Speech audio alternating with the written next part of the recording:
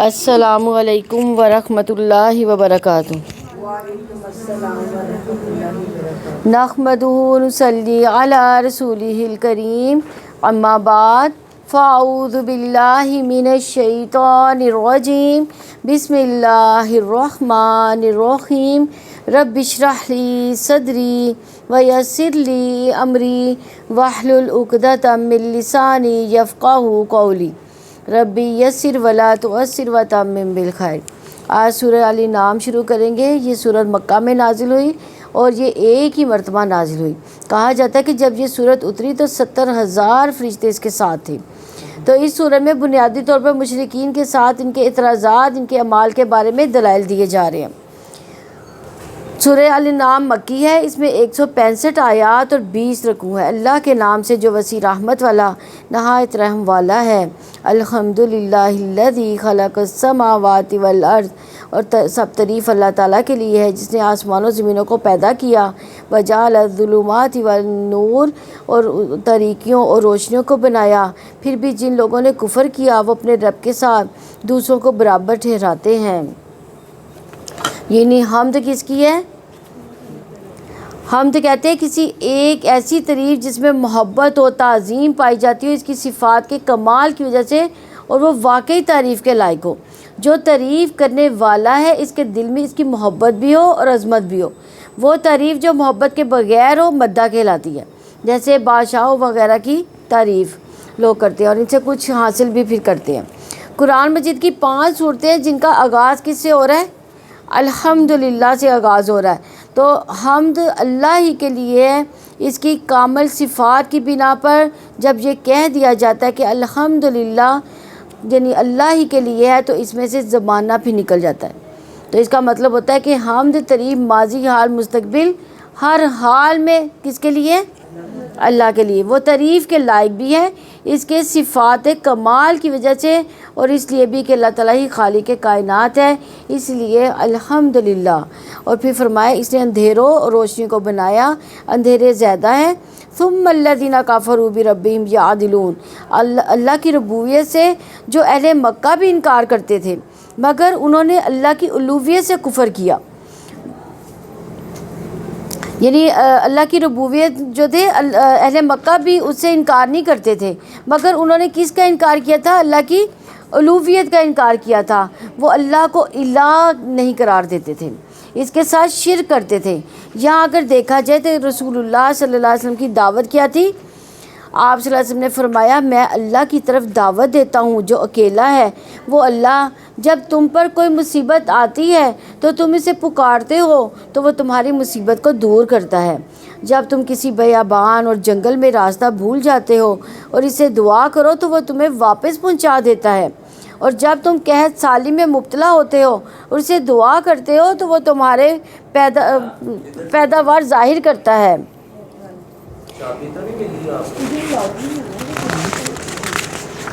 اسی لیے حمد اور شکر اللہ تعالیٰ کے لیے ہے جو اکیلا رب ہے، مالک ہے، الہ ہے، عبادت کے لائق ہے۔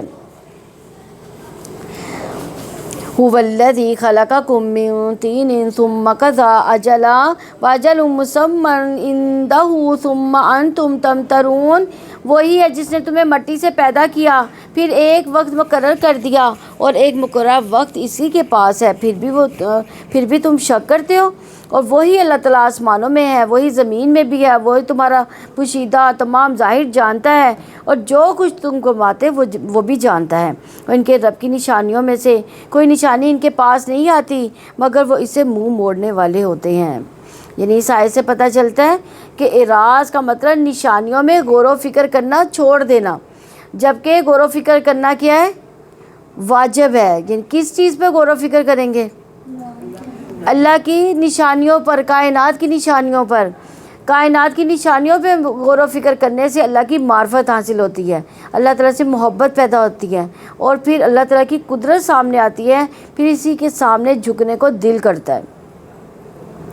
پس یقیناً انہوں نے حق کو جھٹلایا جب وہ ان کے پاس آیا، چنانچہ جلد ہی ان کے پاس وہ خبریں بھی آئیں گی جس کا وہ مذاق اڑاتے تھے۔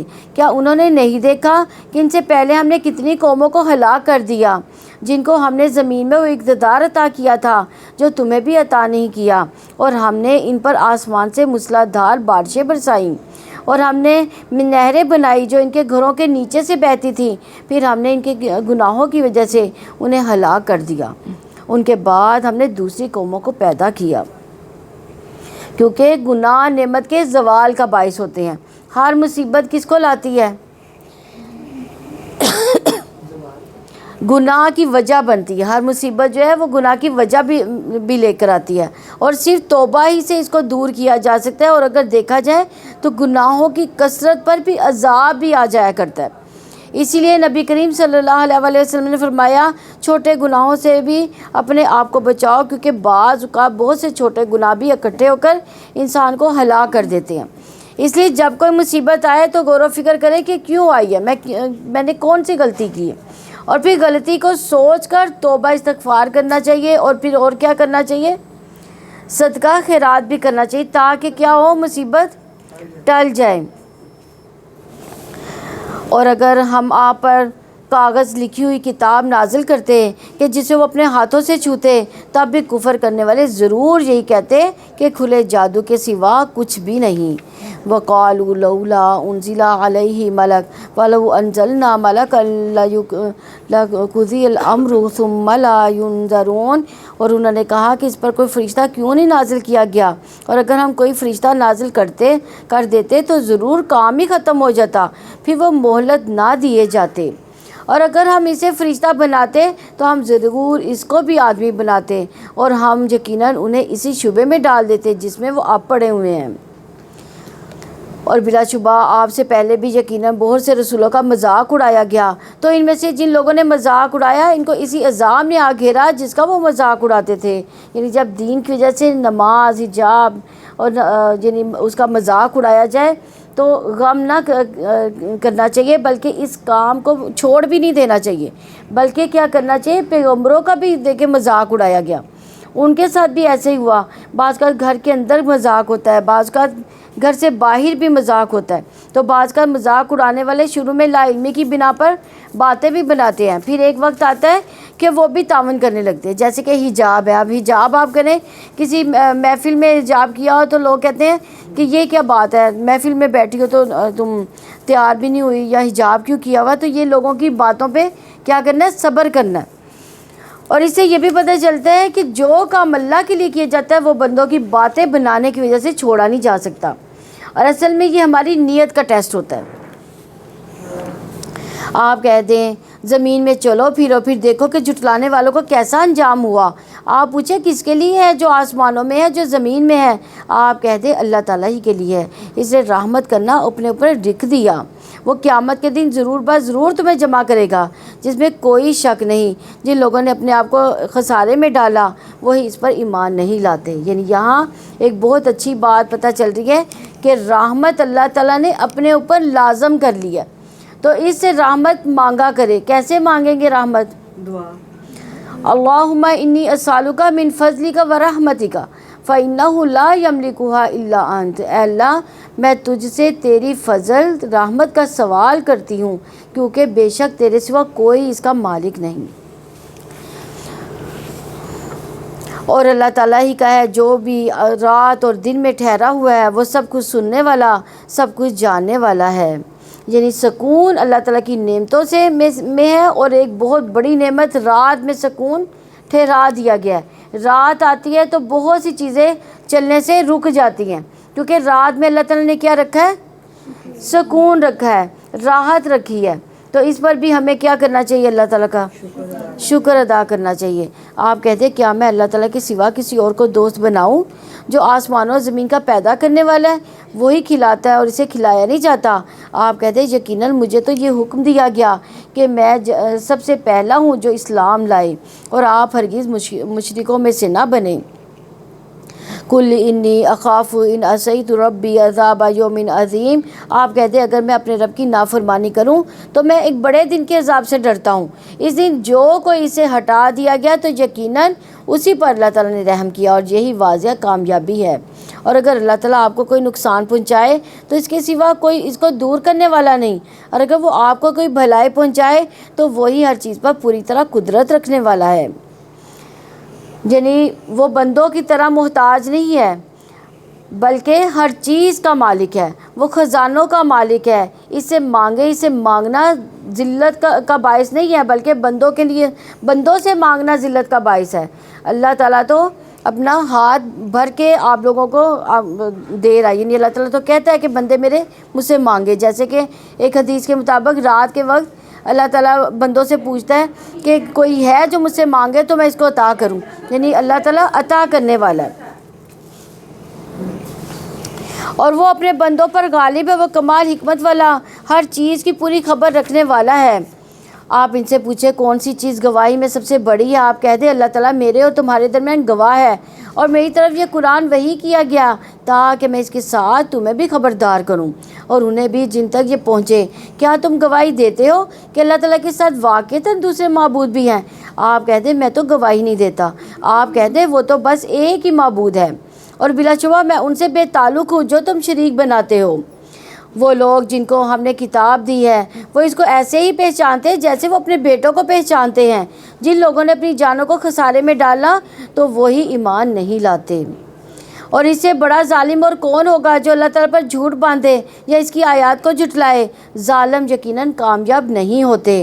اور جس دن ہم ان سب کو جمع کریں گے پھر ہم ان لوگوں سے پوچھیں گے جنہوں نے شرک کیا کہ تمہارے وہ شریک کہاں ہے جن کا تم گمان کیا کرتے تھے، اور پھر ان کا اس کے سوا کوئی عذر نہ ہوگا کہ وہ کہیں گے کہ قسم ہے اللہ ہمارے رب کی ہم مشرک نہ تھے، یعنی وہاں بھی وہ اپنے عمل کو جھٹلا دیں گے، شرک کا ہی انکار کریں گے۔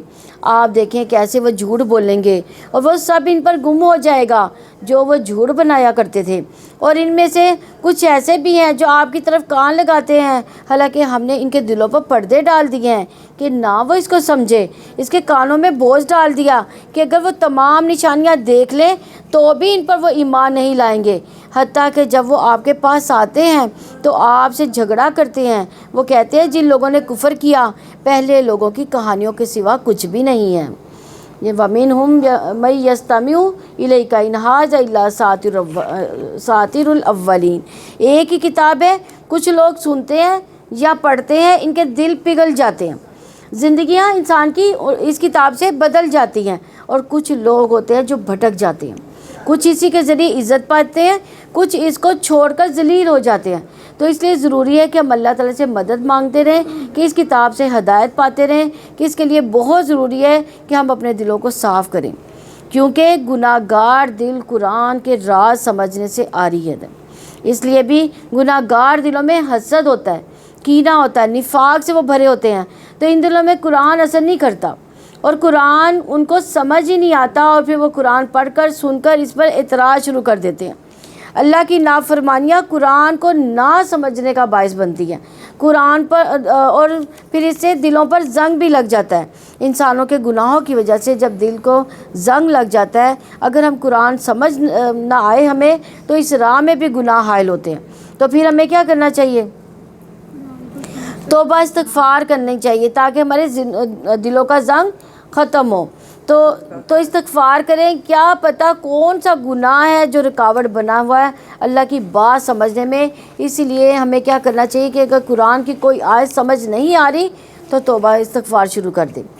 ہو سکتا ہے اس سے ملتا جلتا کوئی گناہ کیا ہو جو قرآن سمجھنے میں رکاوٹ بن رہا ہے۔ امام ابن تیمیہ کے بارے میں آتا ہے کہ جب انہیں قرآن کی کوئی آیت سمجھ نہیں آتی تھی تو وہ 100 تفاسیر پڑھا کرتے تھے، بعض کا پھر بھی سمجھ نہیں آتی تھی تو بیٹھ کے صرف استغفار ہی پڑھا کرتے تھے۔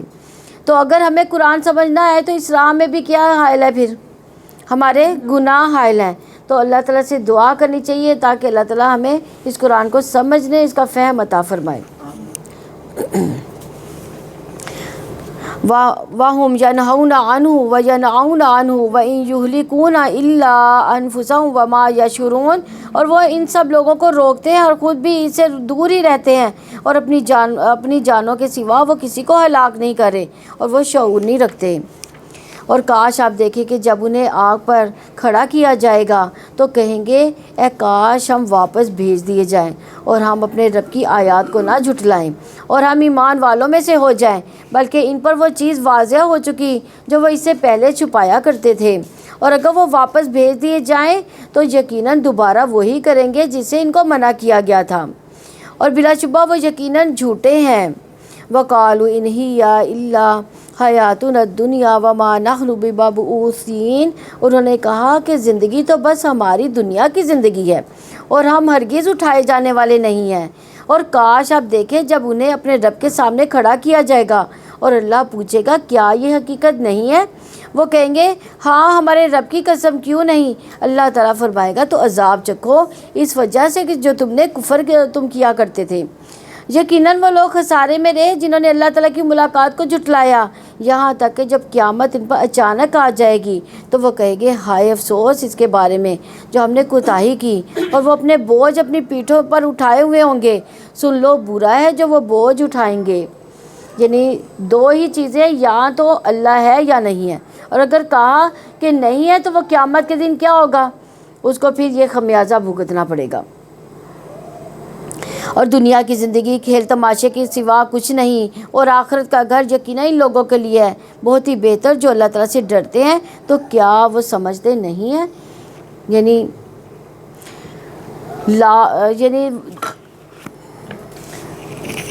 لابھ کا کیا مطلب ہے کہ ہر وہ کام جو فائدہ ہی نہ جس میں ہو، اور لہو کس کو کہتے ہیں؟ ہر وہ کام جسے انسان غفلت میں پڑ جائے، یعنی وہ دو چیزیں جو انسان کی یاد سے غافل کر دیتا ہے، اللہ کی یاد سے۔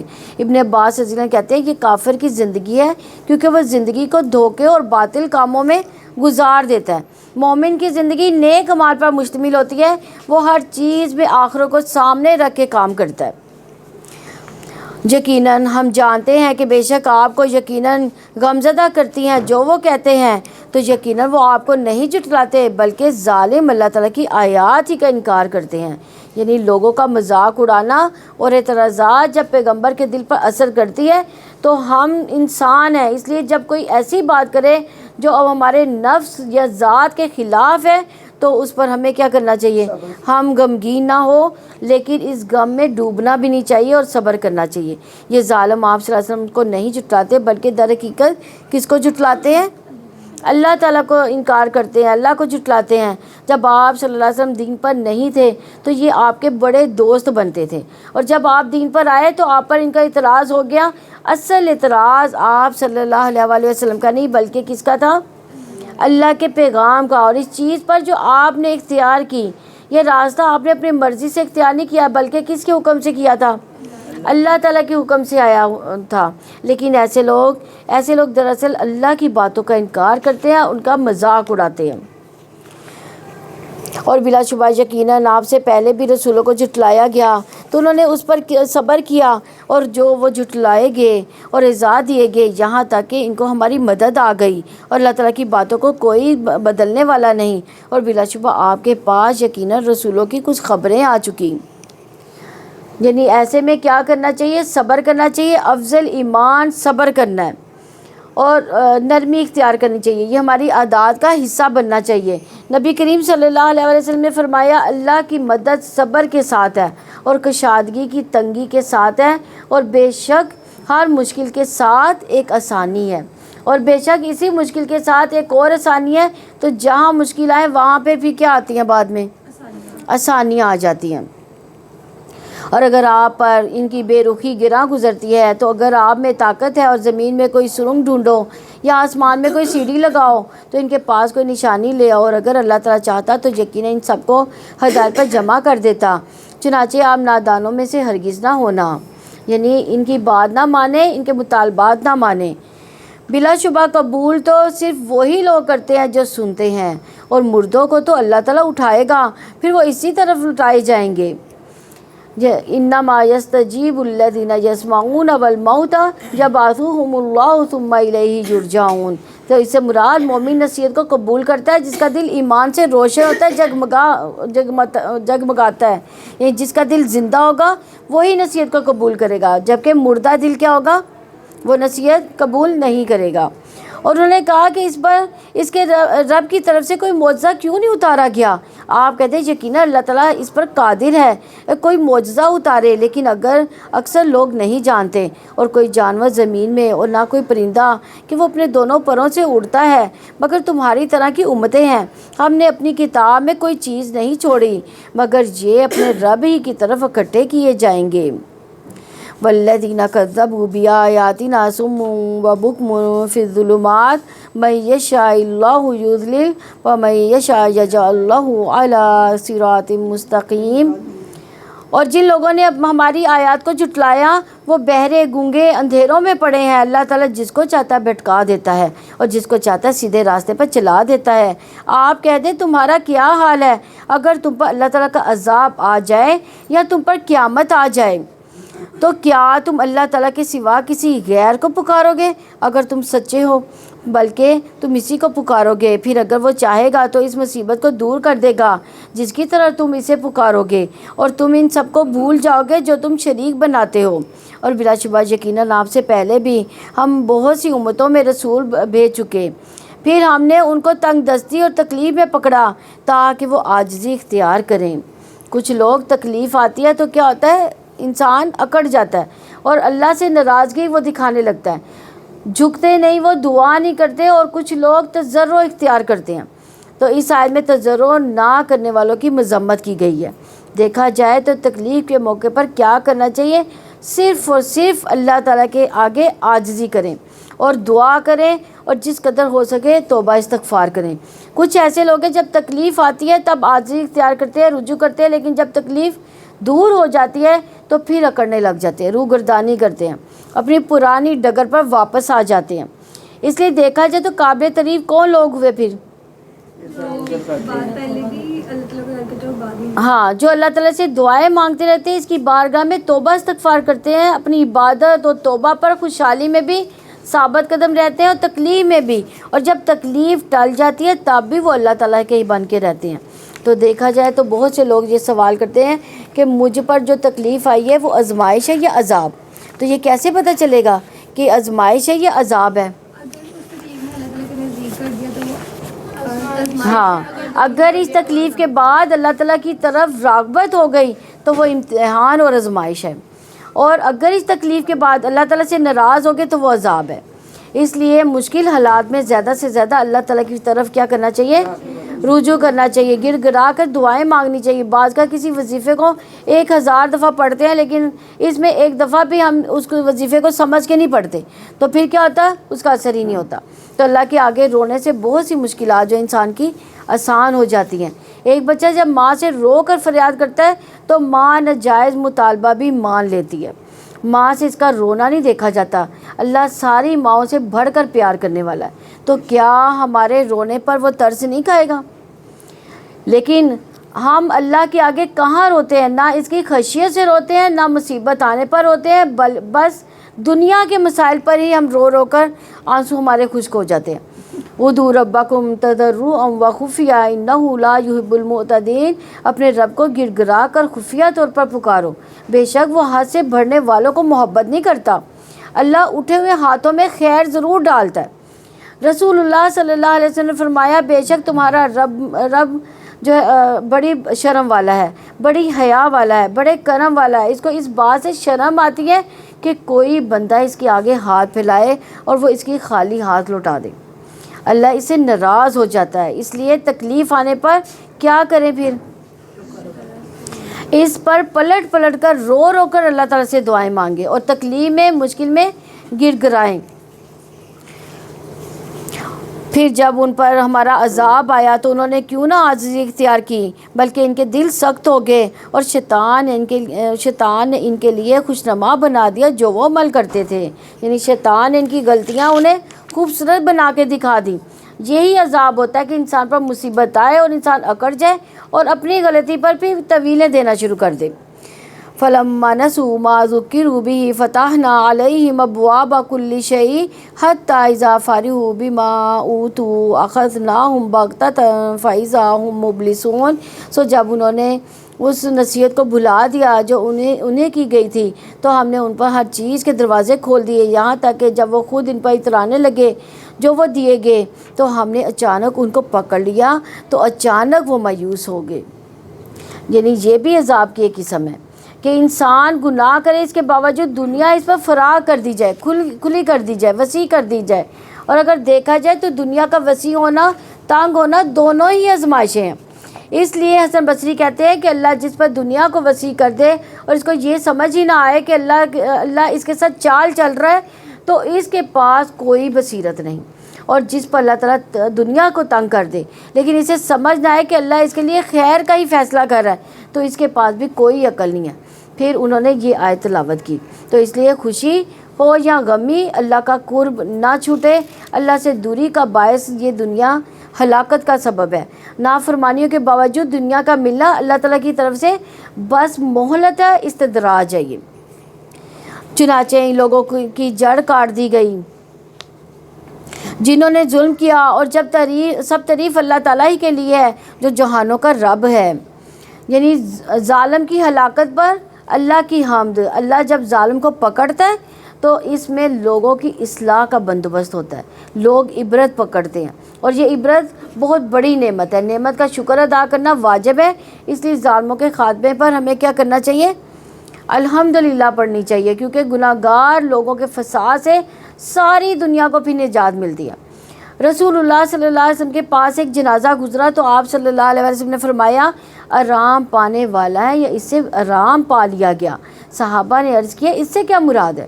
تو آپ صلی اللہ علیہ وسلم نے فرمایا وہ مومن بندے جو دنیا کی مصیبتوں سے آرام پا گیا، اور وہ بدکار بندہ جس سے اللہ کے بندے اور شہر درخت چوپائے سب آرام پا گئے۔ تو بعض لوگوں کی موت پر زمین و آسمان روتے ہیں کیونکہ وہ خیر ہی خیر پھیلاتے رہتے ہیں، اور بعض لوگوں کی موت پر سب کو راحت مل جاتی ہے، اپنے ہو پرائے ہو، جہاں وہ رہتا ہو وہ بھی، کیونکہ اس سے ہر کوئی تنگ ہوتا ہے۔ تو اللہ سب کو ہدایت دے، آمین۔ تو خاندانوں میں کوئی نہ کوئی ایسا فرد ضرور ہوتا ہے جس سے سارا گھرانہ تنگ ہوتا ہے، اس کے لیے دعائیں بھی کرنی چاہیے لیکن وہ سدھرنے کا نام ہی نہیں لیتا، تو اس کے لیے بعض کا بددعائیں بھی کی جاتی ہیں کہ یا اللہ اٹھا لے اس کو، کیونکہ اس نے ہماری زندگی حرام کر دی ہے۔ اپنے گناہوں، زیادتی اور ظلم، اکڑ اور تکبر کی وجہ سے دوسروں کی زندگی کو خراب کر کے انہوں نے رکھ دیتے ہیں۔ ایسے لوگ جب دنیا سے جاتے ہیں تو ساری دنیا کیا کرتی ہے؟ شکر کا کلمہ پڑھتی ہے کہ شکر ہو گیا۔ تو ہمیں پھر اس کے کیا نصیحت ملتی ہے؟ ہاں، ہمیں اس سے یہ نصیحت ملتی ہے کہ ہمیں ایسے زندگی گزارنی چاہیے کہ کوئی ہم سے تنگ نہ ہو۔ آپ کہہ دو کہ کیا تم نے دیکھا کہ اگر اللہ تعالیٰ ہماری سماعت، ہماری بینائی لے لے اور تمہارے دلوں پر مہر لگا دے تو اللہ تعالیٰ کے سوا کون معبود ہے جو تمہیں یہ نعمتیں دلا دے؟ آپ دیکھیں ہم کس طرح آیات کو پھر کر لاتے ہیں، پھر بھی وہ منہ موڑ لیتے ہیں۔ آپ کہیں کیا تم نے دیکھا کہ اگر تم پر اللہ تعالیٰ کا عذاب اچانک یا اعلانیہ آ جائے تو نہیں ہلاک کیا جائے گا سوائے ظالم لوگوں کے، اور ہم رسولوں کو خوشخبری دینے والا، ڈرانے والا بنا کر بھیجتے ہیں۔ پھر جو کوئی ایمان لائے، اصلاح کرے تو ان پر نہ کوئی خوف ہوگا نہ ہی وہ غمگین ہوں گے۔ یعنی ایمان اور اصلاح دونوں لازم اور ملزوم ہے، یعنی لا الہ الا اللہ کہنے کے بعد اللہ تعالیٰ کی اطاعت کا کام کرنا، اپنی بری عادتوں کو چھوڑنا بہت ضروری ہے۔ اور جن لوگوں نے ہماری آیات کو جھٹلایا تو ان کو عذاب پہنچے گا اس وجہ سے کہ وہ نافرمانی کرتے تھے۔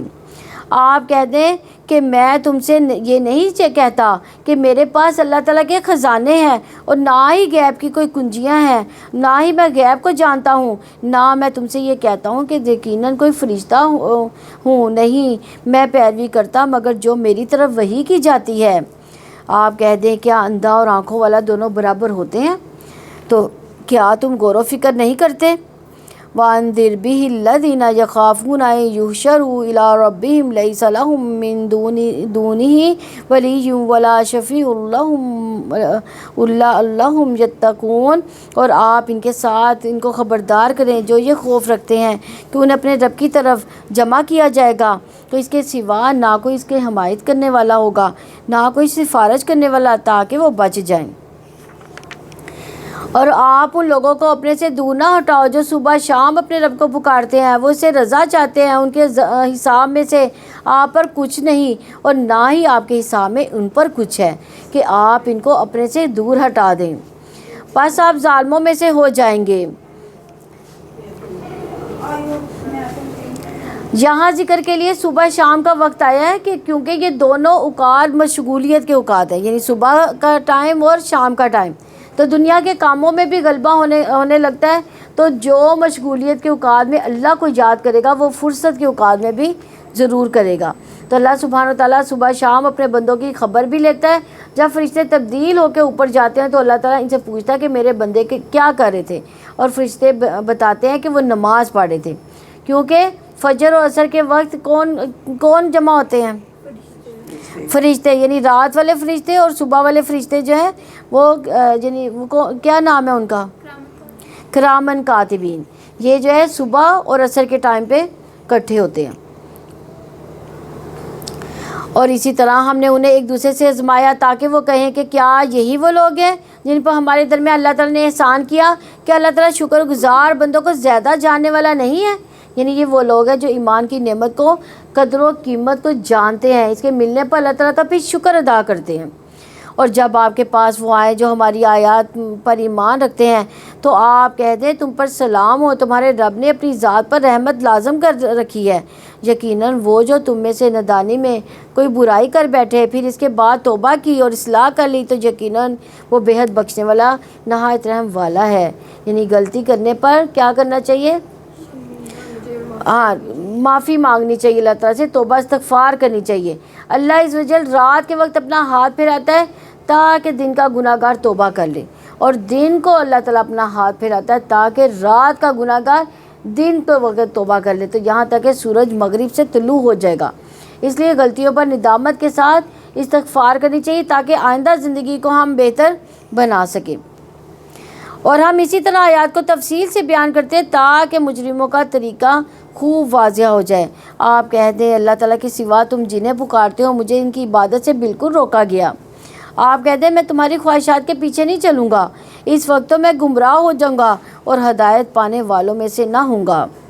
آپ کہہ دیں میں اپنے رب کی طرف سے ایک واضح دلیل پر ہوں اور اس کو تم نے جھٹلا دیا، جس کی تم جلدی میں چاہتے ہو وہ میرے پاس نہیں ہے۔ کس کی جلدی میں چاہتے تھے؟ قیامت کی۔ فیصلہ صرف اللہ تعالیٰ کا ہے، وہی حق بیان کرتا ہے اور وہ فیصلہ کرنے والوں میں بہترین ہے۔ یعنی اہل مکہ دھمکی دیتے اور کہتے تھے کہ لے آؤ عذاب، تو اس کے جواب میں یہ آیت اتری۔ آپ کہہ دیں یقیناً اگر میرے پاس وہ ہوتا جس کی تم جلدی کر رہے ہو تو میرے اور تمہارے درمیان معاملے کا فیصلہ کر دیا جاتا۔ اللہ تعالیٰ ظالموں کو زیادہ جاننے والا ہے، اور غیب کی کنجیاں اسی کے پاس ہے، اس کے سوا انہیں کوئی نہیں جانتا، اور وہ خشکی اور سمندر کی ہر چیز کو جانتا ہے، اور کوئی پتا نہیں گرتا مگر وہ اسے بھی جانتا ہے۔ زمین کی تاریکیوں میں کوئی دانہ نہیں گرتا، نہ کوئی تر چیز اور نہ کوئی خشک چیز، مگر سب کھلی کتاب میں ہے۔ یعنی سائنسدان کہتے ہیں کہ سمندر کی تہہ کا صرف 1% حصہ جو ہے وہ جانا گیا ہے ابھی تک، اور باقی ہمارے علم میں ہی نہیں ہے۔ اور زمین کے اوپر جو کچھ ہے اس کا بھی بڑا حصہ جو ہے علم سے باہر ہے۔ یہ اللہ تعالیٰ کی قدرت کی دلیل ہے کہ اس لیے دوسروں کے متاثر ہونے کی بجائے اللہ تعالیٰ کے آگے جھکنا چاہیے۔ لوح محفوظ میں ہر چیز کا ریکارڈ موجود ہے۔ ہم لوگوں کے علم سے متاثر ہو جاتے ہیں، اگر کسی نے PhD کیا ہے تو اس کو فوراً مان جائیں گے، لیکن جو اللہ کی کتاب میں اس کے بارے میں کشمکش کا شکار رہیں گے۔ اللہ کا علم ہر چیز پر چھایا ہوا ہے، اس لیے جو بات وہ کرتا ہے وہ سب سے زیادہ فائدہ مند ہے۔ ہمارا اس پر ایمان ہونا چاہیے۔ اللہ تعالیٰ کو پتہ ہوتا ہے کہ ہر دانہ کون کھائے گا، اور اللہ تعالیٰ کا علم کامل ہے اور ہمارا علم کیا ہے؟ ناقص ہے۔ اور وہی ہے جو تمہیں رات کو وفات دیتا ہے، جو کچھ تم دن میں کرتے ہو اور اس کو بھی وہ جانتا ہے، پھر وہ اس دن میں تمہیں اٹھا دیتا ہے تاکہ مقررہ مدت پوری کی جائے، پھر اس کی طرف تمہاری واپسی ہے، پھر وہ تمہیں اس کی خبر دے گا جو تم عمل کیا کرتے تھے۔ یعنی نیند جو ہے موت کی بہن ہے۔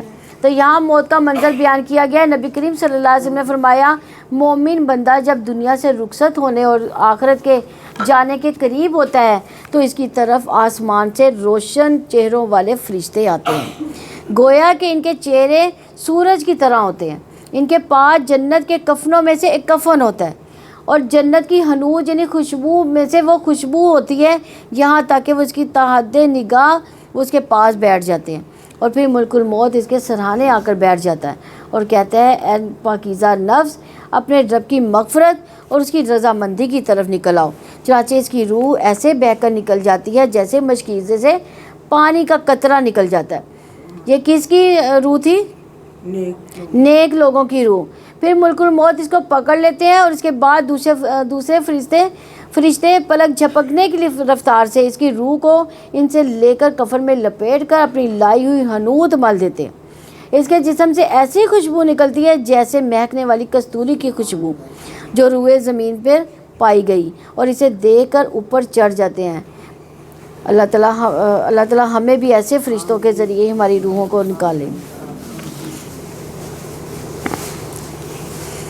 اور وہ اپنے بندوں پر غالب ہے اور وہ تم پر نگہبان بھیجتا ہے یہاں تک کہ جب تم میں سے کسی ایک پر موت آتی ہے ہمارے بھیجے ہوئے فرشتے اس کو قبض کر لیتے ہیں اور وہ ذرا کوتاہی نہیں کرتے، پھر وہ اللہ تعالیٰ کی طرف لوٹائے جاتے ہیں جو ان کا حقیقی مالک ہے۔ سن لو حکم اسی کا ہے، وہ سب حساب لینے والوں میں سے زیادہ جلد حساب لینے والا ہے۔ آپ کہہ دیں تمہیں خشکی اور سمندر کی تاریکیوں سے کون نجات دیتا ہے؟ تم اسے گڑ گڑا کر چپکے چپکے پکارتے ہو۔ یقیناً اگر اس نے ہمیں اسے نجات دے دی تو ہم ضرور اس کا شکر ادا کرنے والوں میں سے ہو جائیں گے۔ آپ کہہ دیں اس سے اور ہر تکلیف سے اللہ تعالیٰ ہی تمہیں نجات دیتا ہے، پھر بھی تم شرک ہی کرتے ہو۔ آپ کہتے ہیں وہ اس پر بھی قادر ہے کہ تم پر تمہارے اوپر سے یا تمہارے پاؤں کے نیچے سے کوئی عذاب بھیج دے یا تمہیں گروہوں میں ملا دے اور تم میں سے بعض کو بعض کی لڑائی کا مزہ چکھا دے۔ آپ دیکھیں ہم آیات کو کیسے پھیر پھیر کر بیان کرتے ہیں تاکہ وہ سمجھے۔ تو آپس کی لڑائیاں بھی عذاب کی ایک شکل ہوتی ہیں، خاندانوں میں ہو، اداروں میں ہو یا مساجد میں لڑائیاں ہوں، اور آپ کی قوم نے اس کو جھٹلا دیا حالانکہ وہ حق ہے۔ آپ کہتے ہیں میں تم پر کوئی نگہبان نہیں ہوں۔ ہر خبر کی واقعہ ہونے کا ایک وقت مقرر ہے اور بہت ہی جلد تم جان جاؤ گے، اور جب آپ ان کو دیکھیں گے کہ ہماری آیتوں پر فضول بحث کرتے ہیں تو آپ ان سے منہ موڑ جائیں گے یہاں تک کہ وہ اس کے علاوہ کسی اور بات میں مشغول ہو جائیں، اور اگر آپ کو شیطان بھلا دے تو یاد آنے کے بعد ایسے ظالم لوگوں کے ساتھ مت بیٹھیں۔ یعنی اللہ کی آیات میں بحث کرنے والی مجلسوں سے اجتناب کرنا چاہیے، خواہ کوئی مومن ہو یا کافر، کیونکہ اللہ کی کتاب بحث و مباحثے کے لیے نہیں آئی اور نہ ہی اعتراض کرنے کے لیے۔ اس لیے رسول اللہ صلی اللہ علیہ وسلم نے فرمایا جس نے علم اس لیے سیکھا کہ علماء کے ساتھ فخر کرے اور بیوقوفوں کے ساتھ بحثیں کرے اور لوگوں کو اپنی طرف مائل کرے، اللہ اسے دوزخ میں داخل کرے گا۔ اور جہاں علم سیکھنے کے بہت سے فضائل ہیں وہی غلط مقاصد کے لیے علم سیکھنا عذاب کا بھی باعث ہے۔ اس لیے قرآن کے ساتھ جھگڑا نہیں کرنا چاہیے، بلکہ کیونکہ نواز بن سمان سے روایت ہے کہ نبی کریم صلی اللہ علیہ وسلم نے فرمایا قرآن کے ذریعے جھگڑا نہ کیا کرو اور اللہ کی کتاب سے بعض کو بعض کے ذریعے جھٹلاؤ۔ جو مومن قرآن کے ساتھ جھگڑا کرے گا تو مغلوب ہو جائے گا اور منافق قرآن کے ساتھ جھگڑا کرے گا تو وہ غالب آ جائے گا، کیونکہ بھلی بات بھول جانا شیطان کی طرف سے ہوتا ہے۔ اور ان لوگوں کے ذمہ نہیں ہے جو بچتے ہیں ان کے حساب میں سے، لیکن یاد دہانی ہے تاکہ وہ بھی بچ جائیں۔ یعنی بعض کا لوگ قرآن پڑھ کے ان میں سے غلط مطالب بھی نکالنے شروع کر دیتے ہیں۔ ایسے میں انسان سوچتا ہے کہ میرے پڑھانے میں کوئی کمی رہ گئی ہے۔ اسی کا حال یہاں بتایا جا رہا ہے کہ آپ پریشان نہ ہو۔ نبی کریم صلی اللہ علیہ وسلم کو تسلی دی جا رہی ہے کہ ان کے بھٹکنے کی ذمہ داری آپ پر نہیں ہے، لیکن نصیحت کرنا آپ پر فرض ہے۔ جب اللہ کی طرف سے آئی ہوئی ہدایت کو صحیح رخ پر نہیں لیا گیا تو اس کے من مانے مطلب پہنائے جائیں گے تو انسان غلط راستے پر بھی چل پڑتا ہے. تو جو احکام جو اللہ تعالیٰ نے دیے ان کو غلط نصیحت حاصل کریں گے. اور آپ چھوڑ دو ان لوگوں کو جنہوں نے اپنا دین کھیل اور دل لگی بنا رکھا ہے، جن کو دنیا کی زندگی نے دھوکے میں ڈال دیا ہے، اور آپ اس قرآن کے ساتھ انہیں نصیحت کرتے رہیں کہ کوئی جان اس کی وجہ سے جو اس نے کمایا ہلاکت میں نہ ڈال دی جائے. اللہ تعالیٰ کے سوا اس کے لیے کوئی دوست اور سفارشی نہ ہوگا. اگر وہ فدیہ دے، ہر فدیہ تو بھی اس سے نہیں لیا جائے گا. یہ لوگ ہیں جو ان کے بدلے ہلاکت میں ڈالے گئے. جو انہوں نے کمایا ان کے لیے کھولتے ہوئے پانی سے پینا ہوگا، دردناک عذاب ہوگا اس کی وجہ سے جو وہ کفر کیا کرتے تھے. یہاں دین کی عظمت کو اجاگر کیا گیا ہے کہ دین جھگڑے اور بحث و مباحثہ کی چیز نہیں ہے. دنیا کی چکا چوند نے انہیں دھوکے میں مبتلا کر دیا. اب وہ دنیا کو حلال کرنے کے لیے اور زیادہ دنیا حاصل کرنے کے لیے قرآن کی آیتوں میں تبدیلی چاہتے ہیں. اصل بات یہ ہے کہ قرآن جیسا ہے ویسا ہی لینا چاہیے. من مانی تعویلوں سے اس کے مطلب نہیں بدلنے چاہیے. ایسا کرنا انسان کے لیے دنیا اور آخرت میں مسائل پیدا کرنے کا سبب بنتا ہے. آپ کہہ دیں کیا ہم اللہ تعالیٰ کے سوا ان کو پکاریں جو نہ ہمیں نفع دے سکتے ہیں نہ نقصان پہنچا سکتے ہیں، اور ہم اس کے بعد اپنی ایڑیوں کو پھیر دیے جائیں کہ اللہ تعالیٰ نے ہمیں ہدایت دے رکھی ہے.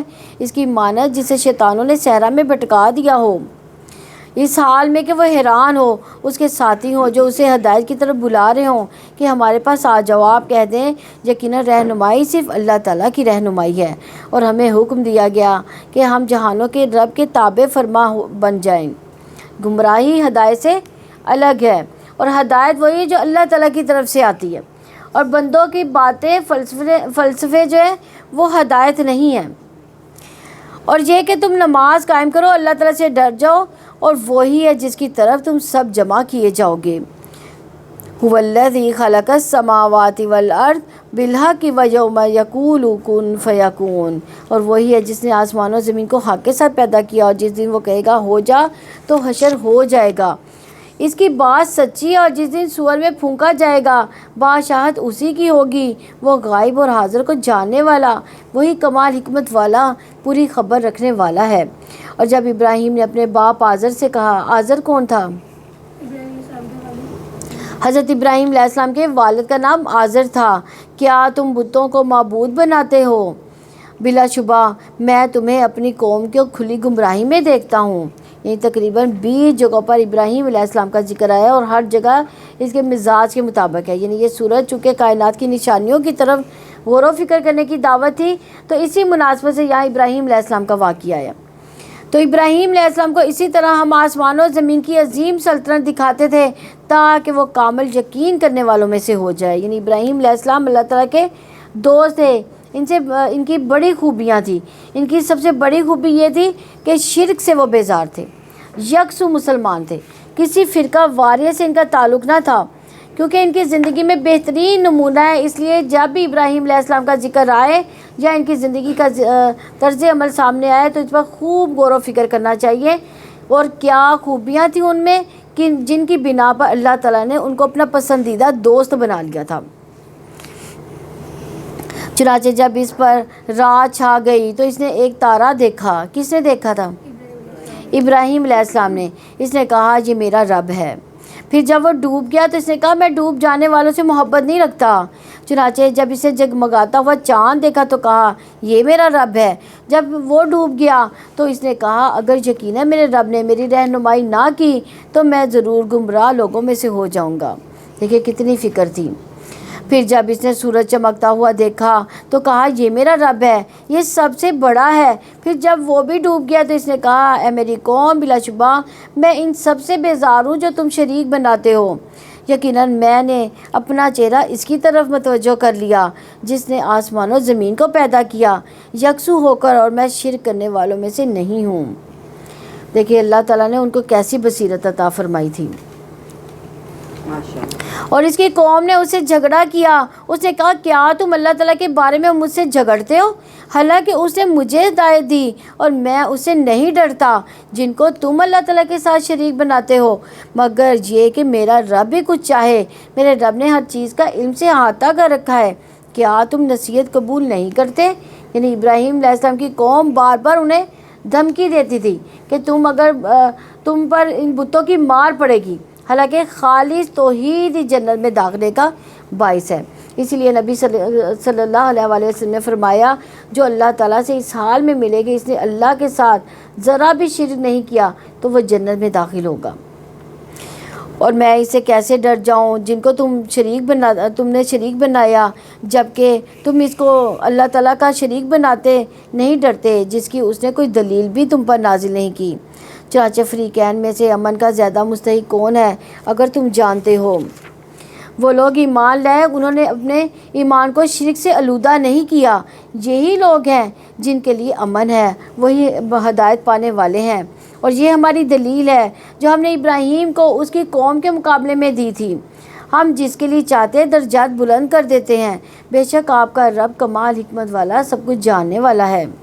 اور ہم نے اسے اسحاق اور یعقوب عطا فرمائے، ہر ایک کو ہم نے ہدایت دی، اور اس سے پہلے ہم نے نوح کو بھی ہدایت دی تھی، اس کی نسل میں سے داؤد کو اور سلیمان کو اور ایوب کو اور یوسف کو اور موسیٰ کو اور ہارون کو بھی، اور ہم نیک لوگوں کو ایسا ہی بدلہ دیتے ہیں، یعنی نیک لوگوں کی جزا ان کو دیتے ہیں، ان کی نسلوں میں خیر جاتی ہے۔ دیکھا جائے تو ابراہیم علیہ السلام اپنا کام کر کے چلے گئے، لیکن ان کی ہر نسل میں پیغمبر آئے، کتنا بڑا صدقہ جاریہ تھا۔ تو اس سے پتہ چلتا ہے اگر اللہ تعالیٰ کسی کی نیکی ضائع نہیں کرتا، بس اللہ تعالیٰ کے لیے خالص نیت ہونے کی ضرورت ہے، پھر اولاد بھی سنور جائے گی اور اس کے بعد نسلوں میں بھی خیر جائے گی۔ تو ابراہیم علیہ السلام پر آزمائشیں بھی آتی رہی، لیکن اس کے بعد انعام بھی ان کو ان آزمائشوں کے بعد ملے، اور وہ انعام نیک اولاد کی شکل میں تھا۔ ان کی آنکھوں کو ٹھنڈا کیا گیا اس سے۔ اور زکریا کو اور یحییٰ کو اور عیسیٰ کو اور الیاس کو بھی سب کے سب صالحین تھے، اور اسماعیل کو، یسوع کو، یونس کو، لوط کو بھی، اور ہر ایک کو ہم نے تمام دنیا پر فضیلت عطا کی۔ ان کے بعض آباء و اجداد کو، ان کے بعض اولادوں کو، ان کے بعض بھائیوں کو بھی انہیں ہم نے چن لیا، اور ہم نے انہیں سیدھا راستہ دکھایا۔ یہ اللہ تعالیٰ کی ہدایت ہے، وہ اس کے ساتھ اپنے بندوں میں سے جس کو چاہتا رہنمائی فرماتا ہے، اور اگر وہ شرک کرتے تو یقیناً ان سے ضائع ہو جاتا جو وہ عمل کیا کرتے تھے۔ یہی لوگ ہیں جن کو ہم نے کتاب، حکمت، نبوت عطا کی۔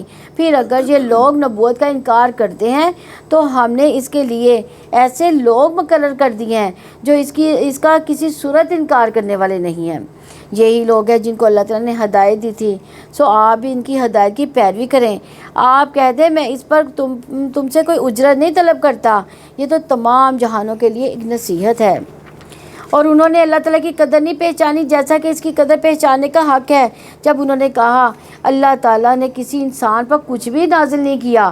آپ کہیں وہ کتاب کس نے اتاری تھی جو موسیٰ لے کر آئے تھے، جو انسانوں کے لیے روشنی اور ہدایت تھی؟ تم اسے چند ورق بناتے ہو، اس میں سے کچھ ظاہر کرتے ہو اور سب کچھ چھپا جاتے ہو، اور تمہیں وہ کچھ سکھایا گیا جسے نہ تم جانتے تھے نہ تمہارے باپ دادا۔ آپ کہیں اللہ تعالیٰ ہی نے، پھر آپ ان کو چھوڑ دیں اور وہ اپنی بحثوں میں کھیلتے ہیں۔ یعنی اصل بات یہ ہے کہ اللہ تعالیٰ کی معرفت نہ ہونا اللہ کی ناقدری ہے۔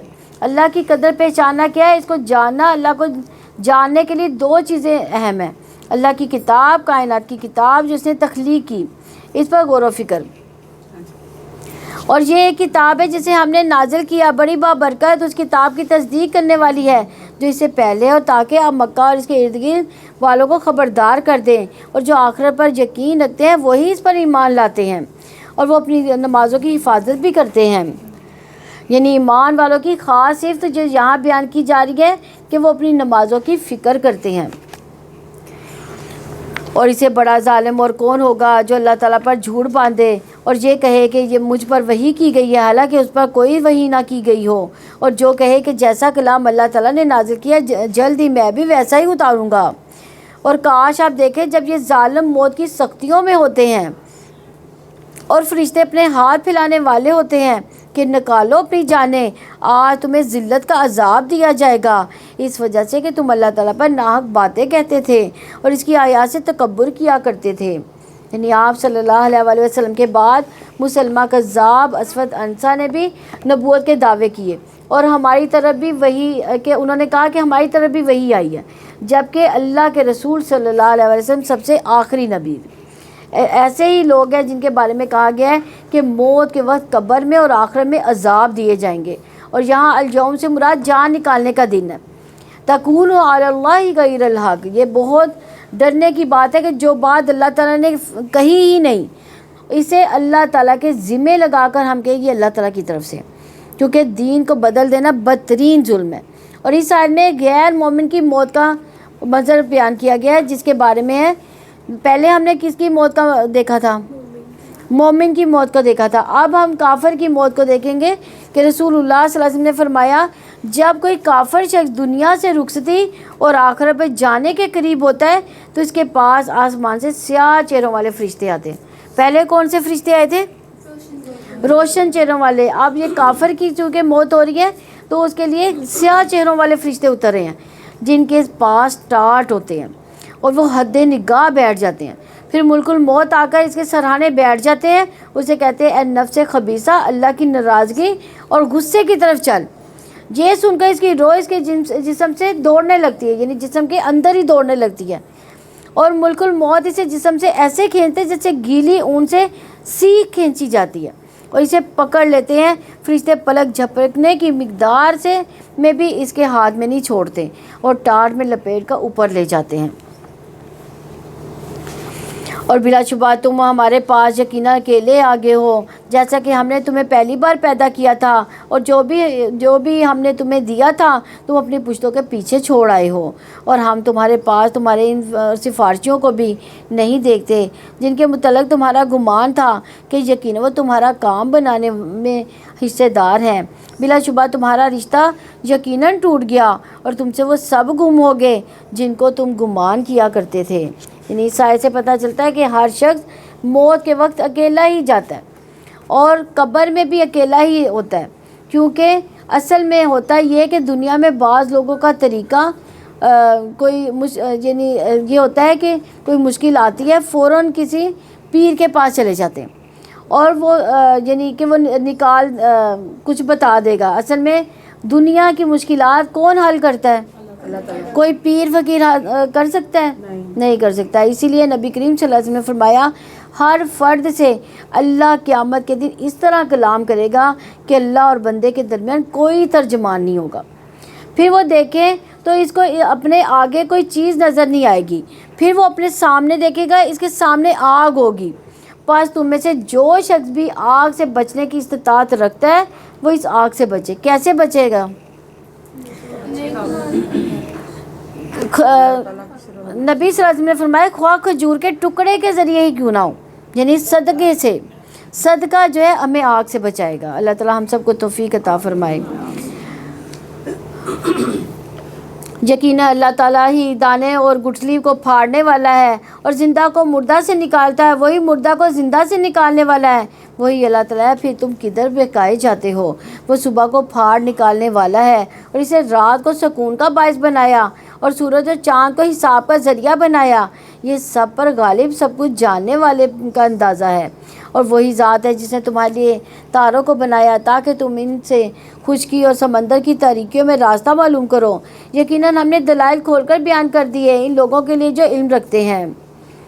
یعنی اس سے پتہ چلتا ہے کہ اللہ تعالیٰ نے ستارے انسانوں کی مدد کے لیے بنائے، کیونکہ ستاروں کی پوزیشن سے کاشتکاری اور فصلوں کے اگانے کا پتہ چلتا ہے اور کس موسم میں کون سے بیج بونے ہیں، کون سی فصل ہونے ہیں.